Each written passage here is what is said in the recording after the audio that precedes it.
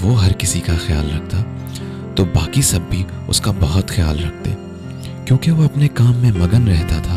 एक मर्तबा जब वो कॉलेज में पेंटिंग कर रहा था और उसे पता ही नहीं चला कि कितना वक्त गुजर गया। लोग आते रहे और अपनी केयर का इजहार करते रहे।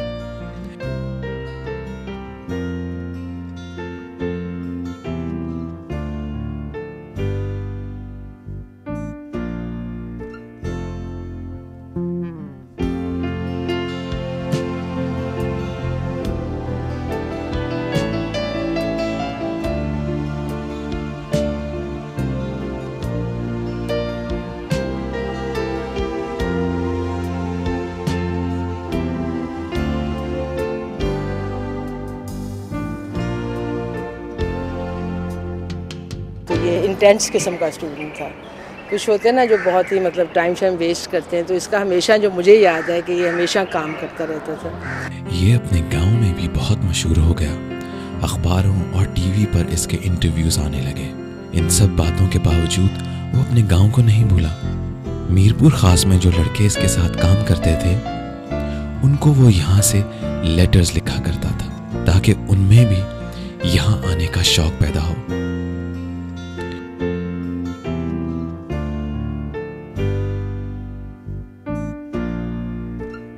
विदाउट एनी एग्जेजरेशन मेरे पास शायद उसमें से अभी भी कुछ खुतूत पड़े हैं जो ये हफ्ते में शायद 1 या 2 खत हर हफ्ते मुझे मिलते थे और उसमें पूरी डिटेल होती थी जो कि आज क्लास में क्या हुआ, आज क्या हुआ, कैसे हम गए। और शायद उसमें कुछ एग्जेजरेशन भी होती थी, कुछ फैंटेसी भी नहीं क्रिएट करता था कि मुझे लगता था कि ये कहाँ चला गया, कौन सी ऐसी जगह है जहाँ पे कि इतना कुछ आर्ट से रिलेटेड हो रहा है। मैं जानबूझ के जबार को मुझे अच्छी तरह से पता है कि मैं ख़त लिखा करता था उसे सिर्फ फैसिनेट करने के लिए, एग्जरेट करके कि उसे लगे कि मैं पता नहीं क्या कुछ कर रहा हूँ यहाँ पे, कि वो किसी तरह से उसका भी शौक़ बढ़े। माशाल्लाह वो आया, उसने भी बड़ा अच्छा काम किया यहाँ पे। उसके बाद फिर एक सिलसिला उसी दुकान पे जितने लोग थे उन्होंने आना शुरू किया। उस दुकान के लोग ख़त्म हुए, फिर बाकी लोग थे वो आए। वो वहाँ से मतलब मेरे ख़ास से लड़कियों ने भी आना शुरू किया जो मुझे लगता था शायद मेरी सक्सेस से बड़ी। अगर मैं वो सब कुछ अपनी पिक्चर गलत देता वहाँ पे, मैं काम ना करता, मेरे पास जो भी लाइफस्टाइल है मेरा, अगर वो पोर्ट्रे ना होता वहाँ तक, तो शायद उनमें से कोई भी आज अपने बच्चे को ना भेजता। फिल्म मेकिंग में डायरेक्शन में बैचलर कर रहा हूँ और अभी मैं 3rd ईयर में हूँ। So it's because of him कि अगर वो मुझे ना बुलाते हैं यहाँ पर इज़ लाइक, तो मैं वहीं कहीं पे कुछ ना कुछ कर रहा होता है। जो एक और बात कहना चाहूँगा इज़ लाइक कि मैं छोटा होता था तो मामू जब भी छुट्टियाँ होती हैं जून जुलाई की, या जब भी जो भी छुट्टियाँ होती थी तो घर पर आते थे। तो होता ये था कि काफ़ी ज़्यादा लोग जो हैं मतलब स्टूडेंट्स हैं अपने पेरेंट्स को लेकर जो हैं, जो लोग एडमिशन लेना चाहते थे वो सारे के सारे जो है इकट्ठे होकर जो है घर पे आ जाते थे कि जिस दिन मामू ने आना है। तो उनके पीछे जो है ना पूरे के पूरे 15-20 लोग या इससे ज़्यादा लोग इतने भी होते थे, वो सब इकट्ठे हुए और आ गए। तो वही पूछते थे उनसे कि मतलब हमारा बच्चा जो है वो is like want to join this fields. तो उतने के क्वेश्चंस होते थे क्योंकि उससे पहले जो है कोई श्योर थी ही नहीं कि ये भी कोई फील्ड होती है। तो वो पूछना होता था कि उन्होंने कि भाई ये फील्ड क्या है, किस तरह से अगर हम अपने बच्चे को एडमिशन दिलाएं तो क्या होगा क्या नहीं होगा। तो वो पूरे 2-1.5 महीने तक जो है ना रोज़ाना कोई ना कोई आता रहता था और वो उनसे जो है ना सवालात पूछते रहते थे। वो नानी का हमारी जो है वो क्या कहती थी कि जब सर आते हैं तो इतनी ज़्यादा चाय बनानी पड़ती है और इतने ज़्यादा मेहमान आ जाते हैं और इतने 20-20, 25-25 लोग आए हुए होते हैं। नईम ने ना सिर्फ NCA में थ्रू आउट टॉप किया बल्कि डिस्टिंक्शन के साथ ग्रेजुएशन की, और टीचर्स ने खुद अथॉरिटीज़ को इसका नाम टीचर के तौर पे पेश किया।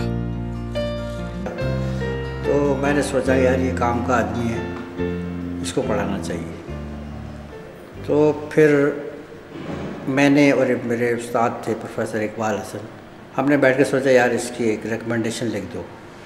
तो वो हमने बैठ के लिख दी, बस ठीक है आ गया। और इसके बाद फिर सिलसिला चल पड़ा, जो कि बाद में साबित किया कि हाँ हमारी रिकमेंडेशन ठीक थी।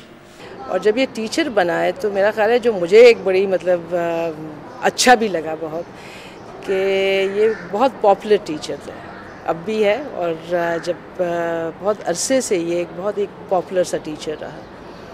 उसमें मेरा ख्याल है कि 2-3 शायद वजूहात हैं।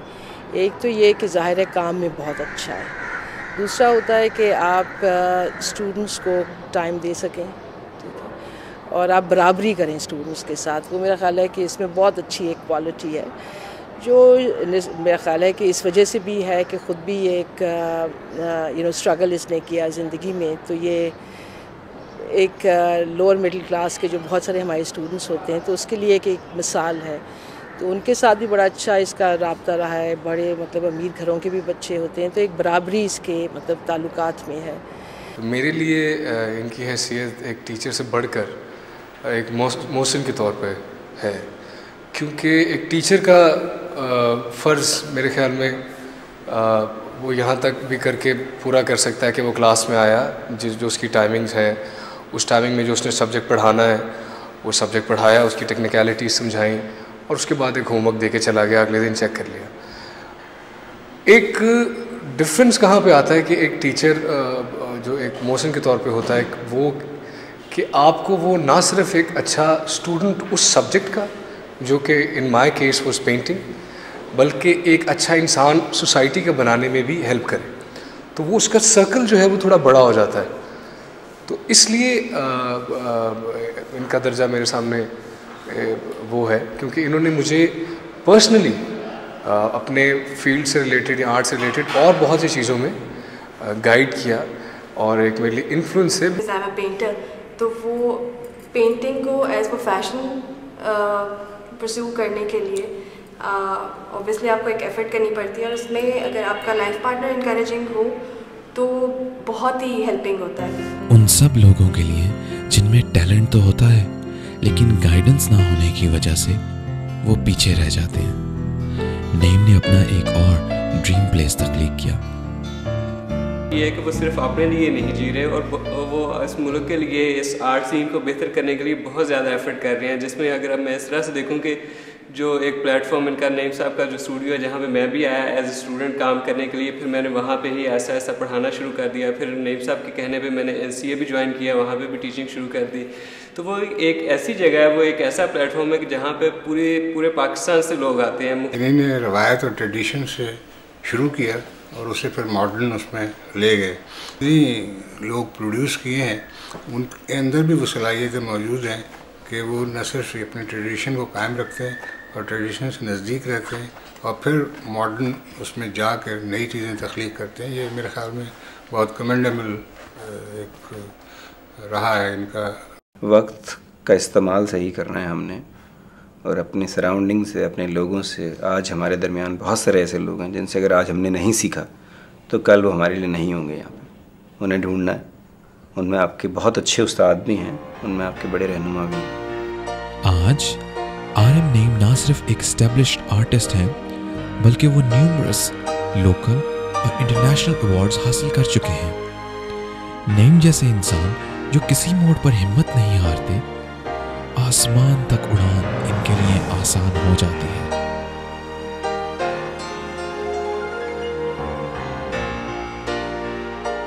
बेस्ट पार्ट था जब वो आर्ट वर्क जो उसका है, वो मतलब उसके घर वाले जब वो पेंट करके आता उसको डांटते थे। वो अपनी फील्ड मतलब बना ली थी और वो उसी पे काम करता है और फिर आगे पहुंचता है।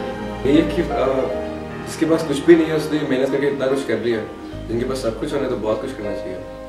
एक बहुत बड़ा मैसेज है, especially for the teenagers, because that's the main age of learning when your thoughts are changing, and that's the age when an inspiration can really help you.